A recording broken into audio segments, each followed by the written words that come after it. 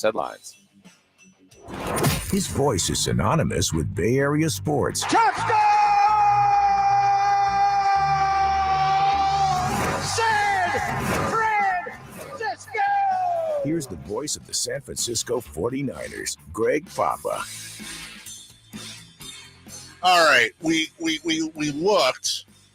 We couldn't piece together just because we didn't have the time to find the McCaffrey. But I want to play this. Let's see this clip right here. Shotgun. Garoppolo flipping underneath. Blockers in front. Turning it upfield for the touchdown. McCaffrey for the touchdown. See what we did there? That was you, Nate. Well, I went into the future. Yeah. Grabbed a call. Yes. Brought it back. And we're playing that because I want to hear Greg Papa saying that 50 times with all of the touchdown 49ers coming out of his mouth. I cannot wait.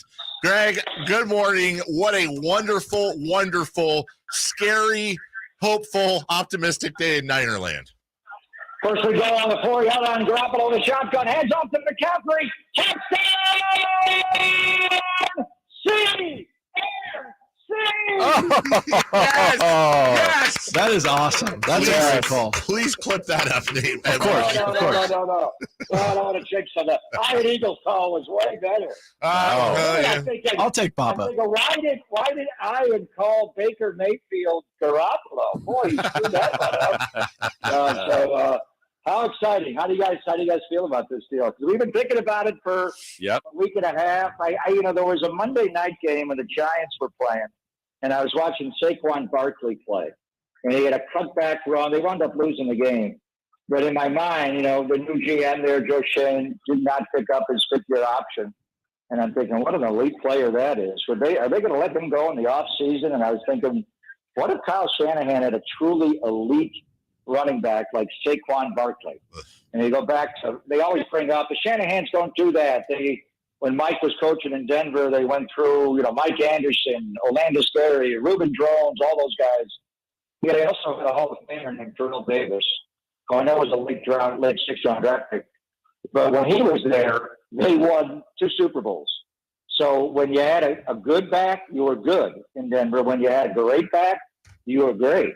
And he was a great back. And then later when Mike, wound up, getting, remember Dewich Big, Clinton Portis, he got him for a while. He was a high one.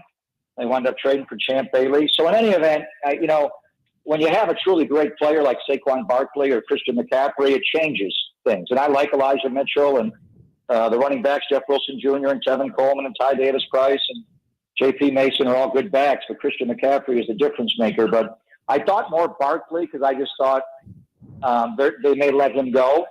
And then we played Carolina on October the 9th, and I watched every Christian McCaffrey run this year. And I did have concerns about his home run ability. I see the short area quickness, his ability to make people miss his face around the line of scrimmage, but I wasn't sure if he had the truly elite breakaway speed that we saw him have when he just turned the league on fire in 2018 and 19. And what he did at Stanford for Coach Shaw, he's just had so many injuries in his career in those 2 years. After he broke the record again for most receptions by a running back, he's got the 2 most in history: 107 in 2018, 116 in 2019. He only played 10 games in 20 and 21, assortment of injuries: ankle, shoulder, thigh, hamstring, quadricep. He had a quad this year, and I just didn't know if he was a home run hitter anymore. I still don't. His 2 longest runs, both in the run game and the pass game this year, have been 49 yards, which are big plays. But I also think, with Kyle and getting out in space, he can make people miss, not around the line of scrimmage, maybe at the second level or third level. If he does that, now he's a home run hitter. So it's just a great chess piece. I do want to see him here and how they use him, and my mind's already spinning with how a creative mind like Kyle will deploy this guy who made, Debo's half wide receiver, half running back. This guy, I think, is half running back, half wide receiver. But actually, I think his skill is more suited to being a wide receiver. Greg, obviously they got the Chiefs, the Rams again, the bye week. Maybe he'll fully be incorporated after that. But how quickly do you think we see him play as a Niner? Well, he lands at 10:46 in San Jose, and they got meetings they're going into right when he lands. I've reached out if they're going to push the schedule back. I haven't heard they are, but they may, and just try to get him in a meeting, get him on the field. I mean, he's all football. This is Ed McCaffrey's son.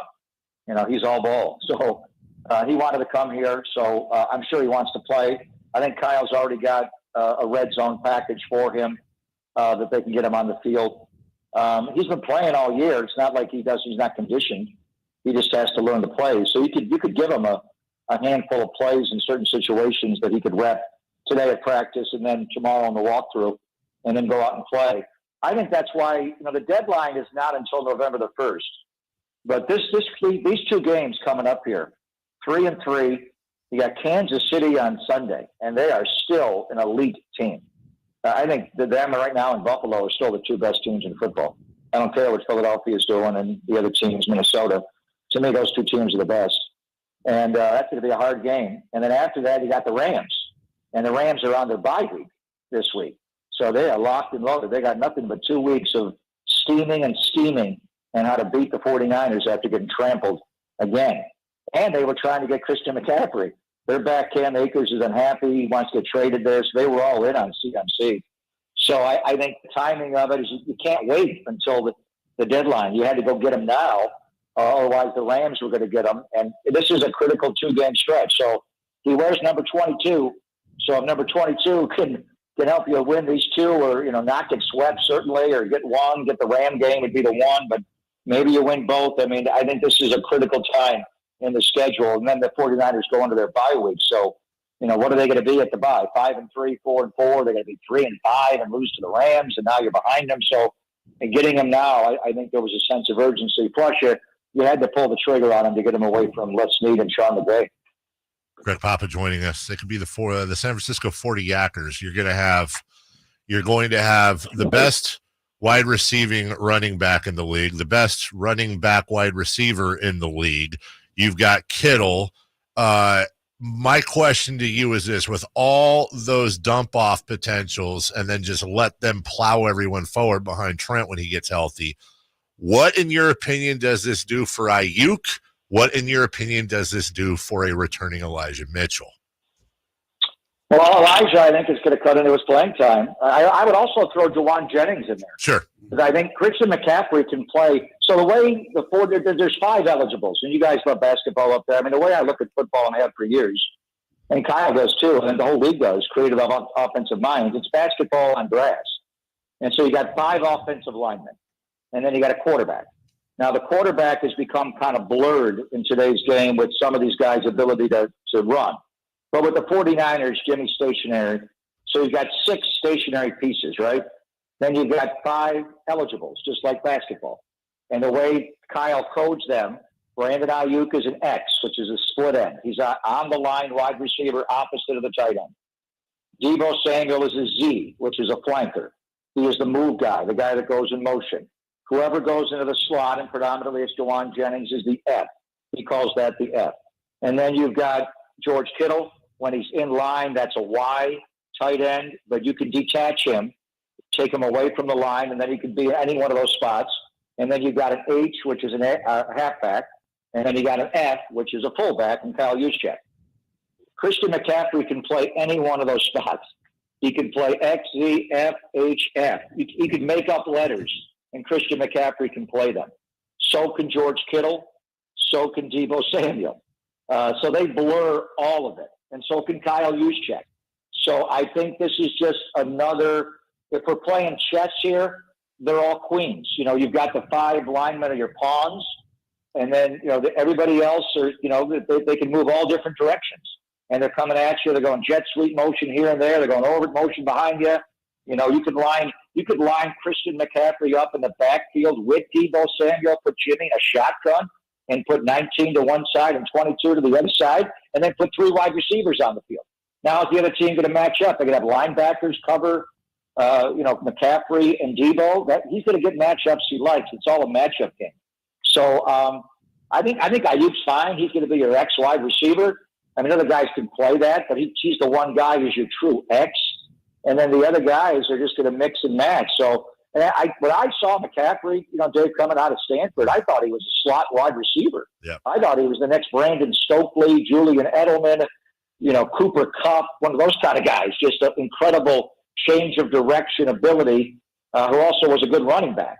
So I think when you look at the skill set, I think Debo's more of a running back than a wide receiver, and I think McCaffrey's more of a wide receiver than a running back. Although McCaffrey's rushed for 1,300 yards in this year, and he's tough. He breaks tackles and knows how to run. So this is just another huge piece in the ultimate, game of mastery. Chess that Kyle's playing. Yeah, listen. Okay, as we wrap up, that's a great. You know how much I love you, Greg, and worship your ability to call a game. I don't want to hear any sort of throw. You need this is your. I'm getting verklempt over the whole idea of getting McCaffrey. Okay. I've been talking. I just did Murph and Mac for a half hour. I got you guys. That's it. I'm doing Jody Bacon and right now, and then I love Jody. I haven't talked to her in years. And then I'm doing a thing in England. We're so excited about this acquisition. I'm going cross continental here. So okay, I'll be fine. First off, I'm just going to suck on a Mucinex right now, and I'm good. I can text Jody if you want. Listen, Jody can hold on. Here's the thing. If I'm late, she's going to be mad. Yeah, you're right. I do not want Jody to get mad at me.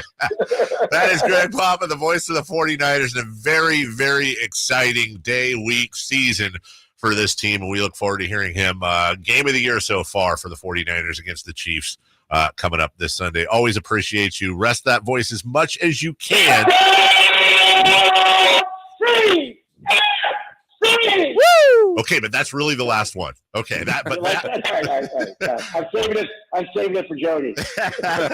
See you Sunday, Greg. Thank you. Thank you, guys. Thank you. He is amped up. He is. I love it. I love it too. I love it. I want that voice. Good son. Just come on. Take care of it. Have a couple of Gucci Donna cookies or whatever. And relax with a glass of milk.